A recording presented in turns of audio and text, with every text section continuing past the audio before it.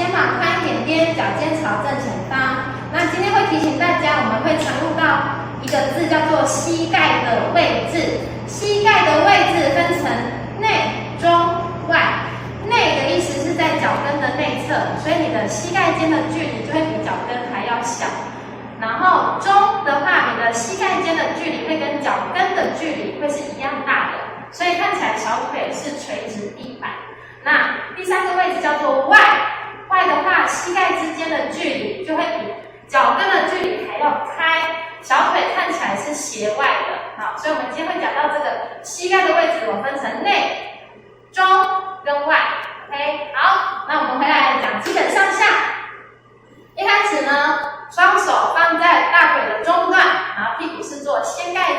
好，预备哦，5、6、7，两拍走，1、2、3、4、5、6、7，再一次，2、3、4、5、6、7，好，放松。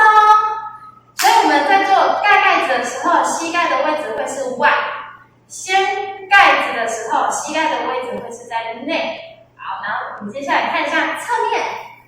侧面的部分，我们在做下的时候，屁股是盖子的，然后上的时候，屁股会掀盖子。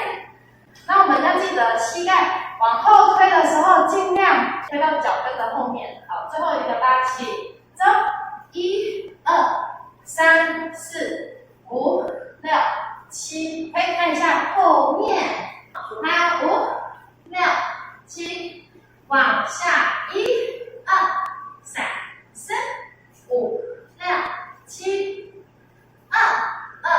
3、4、5、6、7，好，没了。这个动作就长这样子。那我们提醒一下，有2个常见的错误。第一个就是你的上半身，有些人会做上下上下，或是前后前后。我们在做这个动作的时候，上半身原则上是维持不要动的，所以会长这样子：1、2、3、4、5、6、7，对，好。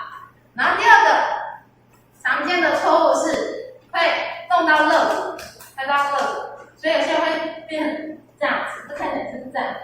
好，记得肋骨以上都不动，我们做最后一次，5、6、7、8， 1、2、3、4、5、6、7，做完，2、3、4、5、6、7，放松。